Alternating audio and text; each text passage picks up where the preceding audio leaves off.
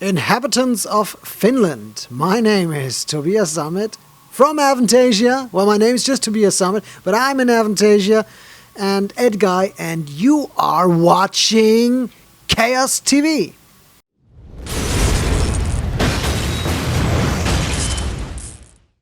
So, it's been 15 years since your first album was on sale, and because I want to focus on the Ghostlight, it's coming up. The release date is 29th of January. So, I would like you to tell me how has the music industry changed in these past years? What has happened between the first album and between Ghostlight? Well, I think back then, to begin with, people were way more interested in buying records. Yes. People were listening to albums from start to finish. People were trying to get the original album upon release. I think our fans still do a lot of that, but in general, I mean, people wonder why so many heavy metal fans still buy heavy metal records at all, because the music industry has changed in a way that, people just don't care so much about music anymore. Music is more a product that you listen to on your iPhone, on your mobile phone, but the phone itself is more important than the music you listen to. The quality of the sound, the concept of a record, it all doesn't really matter much anymore to the mainstream kids. Mm-hmm.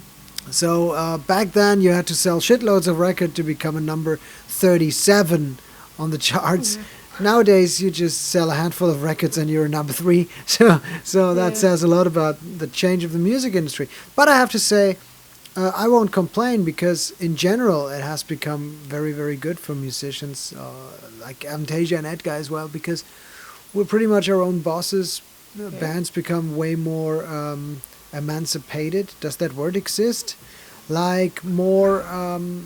bands are taking their own business in their own hands more. Okay, more independent. Independent and, yes. and more responsible. And that's something I really see happening more and more recently. Okay. So, the times have changed, but it's not necessarily anything to complain about. It's just the way it is. Okay. Because I also noticed that you're taking a part in the Eurovision contest. Oh, yeah. Yes. So I would like to know, what is the reason for this? I have read a lot of feedback. It's very controversial. Some people are and some people are like, why are you doing this? So what is your motivation in going to the Eurovision Song Contest? Well, I was asked by the record label. It's quite as easy as that. I was asked by the record label. They came to me and said, "Will you do it?" And I thought for a second, and I said, "Yeah, why not?" Because we're doing this world tour, which is going to be a 4th world tour with Avantasia, and we're going to play to a couple of, I don't know, maybe over 100,000 people or whatever, but still hundreds of thousands, I could say, within months. Mm. In that show, we can reach millions in 3 minutes, and most of those people, as this type of music is not very big in Germany, even though we sell good records, but it's not mainstream thing. A lot of people haven't heard about us. So we will reach a lot of people who've never heard about us. It's a good promotional opportunity. And I said, no matter what's going to happen, if I sound like shit or not, it happens at times, Even I sound like shit sometimes. No, sometimes I sound good, I have to say, but it can happen. So whatever happens, it's not going to do so much damage that we have to split up afterwards. And I thought it's good. It's a good promotional opportunity. That's it. Yeah. Will we win? Will we lose? Will we be number 2, number 7, or number 1, or number 10? I have no clue. It's all possible, but that's secondary. Yeah. The first thing is, I've never done anything like that before, and you should do those kinds of things at least once in your life. So I want to try it out and see how it feels. But I've heard when I made the decision that we're going to do it, I didn't expect it to be such a huge thing and such a huge controversial issue that it was later on, maybe in some forums, if you follow that. But then most people are quite positive about it, and I thought, we have done so many ridiculous things in our career. Why not add just one more ridiculous thing to So it's just fun. Yeah. And we're just presenting our music. Even Iron Maiden have been doing Top of the Pops several times. AC/DC did Top of the Pops. Kiss did playback shows on TV. Well, still, nobody argues they are, some of the greatest heavy metal and rock bands in the history of music. So it's just a fucking TV show. Yeah.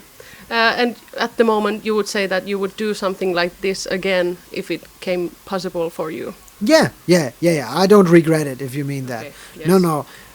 Not at all. It's great fun. I mean, I've been doing so many interviews. Everybody asked me about it. I was just in London last week, and everybody in London, I mean, they're not interested in that Eurovision thing because they're losing all the time. But even they are asking, and they said, okay, if you make it to Stockholm, you're going to get our votes. That's what they said. So it's a great thing, and it's just, after all, it's just a game. Yeah. It's just a game. It's just, compared to the whole career, it's just such a little thing. So it doesn't really... It's just a great opportunity to have some fun and get our name out to millions of people that may have never heard of us. Yes, that is true. About the Ghostlights, we'll be hearing Marko Hietala. Of course, I have to mention he's from Nightwish, Finnish proud. But about the album itself, I was interesting because I'm a singer too. So I would like to know about what is it like to work with different kind of singers, and how do the songs change after you have chosen a certain singer? Was it like with Marko or someone else? Are you allowed to tell who's on the album, the singers? Yeah, of course. I mean, of course, there's Dee Snider, Yes. and Jeff Tate, and who else? Michael Kiske, Bob Catley, Sharon and Adel from Within Temptation, and a great vocalist, Ronnie Atkins of Pretty Mates. Of course, if you ask a vocalist with a very distinctive voice, the song will dramatically change, even though they didn't always change melodies or anything. In fact, I think no singer really changed the phrasing or the melody that I had set on the demo recording that I did. For every singer, I sing a demo recording with a guide vocal track so they know what I have in mind. And they didn't really change melodies, the singers. But of course, if you have a distinctive voice, like, for example, you mentioned Marko Hietala. If you have a vocalist like that, he will put a stamp on the song because he's got such a distinctive voice. I mean, that's the reason why I asked him. In that case, the funny thing is we have spent many, many weeks and months here in Finland, in Helsinki. With Edguy, we did the early recordings, the mixes here, and I've spent weeks here every summer, sometimes winter even. Yeah, sorry. I know what it's like to be a Finnish person. Yeah, it's a pain in the ass. Yeah. We have the seasons, yes. Yeah, well, no, seriously, I love Helsinki. I was just telling, looking around, this feels like home. It's just, I've been here so many. No, nice. I've been so many times. I've been here, and all these places we went, and it's just such a rock and roll place and a great mood. So the first time I was here, we were staying at a private person's apartment. Couldn't afford a hotel back then, and that guy had a huge record collection, and he had Tarot albums, and I liked it. I really liked Tarot, and I knew that they were a Finnish band and they were great. It was way before Marko was joining Nightwish. Yeah. I believe. I think he joined Nightwish around 2000 or something, or 2000 or 99 or something. I have no clue. Something like that. Yeah. Anyway. I've always liked his voice, and it was funny when I met him at an award show in Germany 2 years ago. I asked if I would ever do an Avantasia album again, and I would find the right spot for you, or have a spot that, in general, would you consider doing it? And he said, yeah, of course. Lovely. And when I had that song, the song was completely written, Master of the Pendulum, but I needed a singer that would combine very aggressive vocal contribution in the verse, and a more anthemic vocal in the chorus, and I wanted a combination of that both, and I thought it could be Marko Hietala. That was after the song was written, and I got in touch with him. He liked the track. That's the whole story. So yeah, it's he's a nice guy. He's a very nice guy and very very distinctive singer. And I also can say, I remember we played a festival, I think in 2002 or something in England, 2002, I don't know. And all of a sudden, that was when Tarja Turunen was in the band. Yeah. And all of a sudden, she was not on stage, and they were doing a great rendition of, I believe, Crazy Train of Ozzy Osbourne. Yeah. And all of a sudden, that man was singing behind the bass player, you know. So not behind the bass player, behind the bass. The bass player was singing. Yeah. So Yeah. so I thought that was just great, and he's got a great voice, a very very good vocalist. It's almost a waste of voice making him a bass player. Yeah. We don't know his personal preferences, but I don't know. Now you gave him Well, a great chance. that's got nothing to do with his music, but Yeah, that's true. no, no. I think he feels more like a singer. He's too much of a musician to feel like a bass player. Yeah, true. Then I would like to know: is there some singer or artist that you would like to yet work with, do a song together? Absolutely, Yes, absolutely. I would love to work with Paul Stanley. Okay. Wow. Yeah, I'm a huge fan of Paul Stanley. He's the great songwriter of Kiss, and he's a great frontman, and he inspired me so much.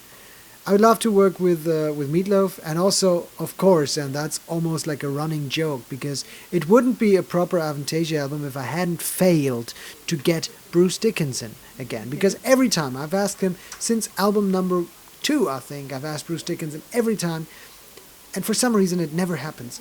So as long as Bruce Dickinson is not on the Avantasia album, it's a proper Avantasia album. I can't say that, because if one day I will manage to get Bruce Dickinson, it won't be a proper Avantasia album then. That's what I just said. No, I want to have Bruce Dickinson. Okay. One day. One day. I will really wish that it will happen. About the Ghostlight tour, what are your expectations for this year? Well, you know, it's. I want to have fun. I mean, this is pretty much the expectation I have to everything I do. I just want to enjoy it. I want to go out with my friends. There's going to be Eric Martin of Mr. Big. There's going to be Michael Kiske, Ronnie Atkins of Pretty Maids, Jorn Lande, Amanda Somerville, Ollie Hartmann, Herbie Langans, who's doing a great job sounding like Andrew Eldridge on the new record. Okay.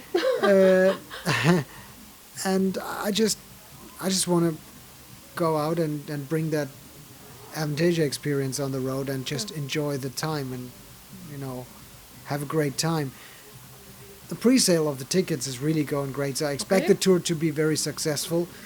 But, of course, that's a nice bonus. That's the icing on the cake. But first and foremost, I want to have a great time. And I believe we will, because the last tours were always like a huge school excursion. They're just like a lot of funny people being on the road with each other. Yeah. We'll be seeing you in Tuska, also Tuska Open Air Metal Festival here in Helsinki. So, can you already tell me who's the singers going to be on the stage?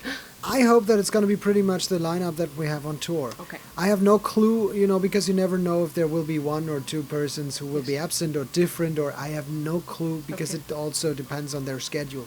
But I believe more or less it's going to be the touring lineup. Yeah. The only difference will be it will be a little more compressed show-wise. We're not going to do a 3-hour show. We're just going to play 2 hours. But it's a headlining show, so we can play pretty much quite long, and that's a good thing. Yes. And it's the first show in Finland of Avantasia. Oh. Hard to imagine. I consider this to be my second home, and it's the first show ever here. Hard to imagine. Hard to imagine. Yeah. Yes. But I have had a very good feedback from different artists that they have really liked performing in Tuska. So I wish. Yeah, I have performed there too with Edguy. Yes. So it was great. Yes. But now doing a headline show, you know, doing the full thing with a full stage production, and that's something. It's also a duty, you know, you have. It's also if people want you to headline their festival, there's a difference between. I mean, I always give 100%, but there's a difference if you go on at 1:30 in the afternoon, playing for 45 minutes in the blazing sun. Yeah. Or if you go on as the main act, and have to entertain people and define the character of the festival, or help define the character of that year's issue of the festival. So, but I'm willing to do that, and I think we can do that. Yes. And we'll be seeing quite a show. Absolutely. We're going to bring the full stuff. We're going to bring the trucks, and the whole show will be here. So, it will be the full thing. Okay. We'll be very expecting it, looking forward to it. Thank you. Well, our camera woman is somewhere else, but we are closing to the end of this interview. And I would like you to say something for the Finnish fans. The stage is yours, and the microphone too, if you want to. My Finnish brothers and sisters and brothers of metal in Finland, thank you very much for your support. I hope you're supporting me. You know, the album's not out yet. Is it out by the time it's going to be online? The album? Yes. Okay, the album is out, actually. It's a live interview. Of course the album is out. Anyway, I want to thank you. I feel like I'm one of you. I'm one of your people, because I've been here for so many times, and I've never played with Avantasia here before. I can't wait to do so, and you rock, and I love Helsinki and Finland, but Helsinki foremost. It's a great place, and it's a great city, and well, you're nice, and I'm getting sentimental here, so. And buy the fucking album. Let's make some money. Okay. Yeah. All right. Maybe say bye-bye.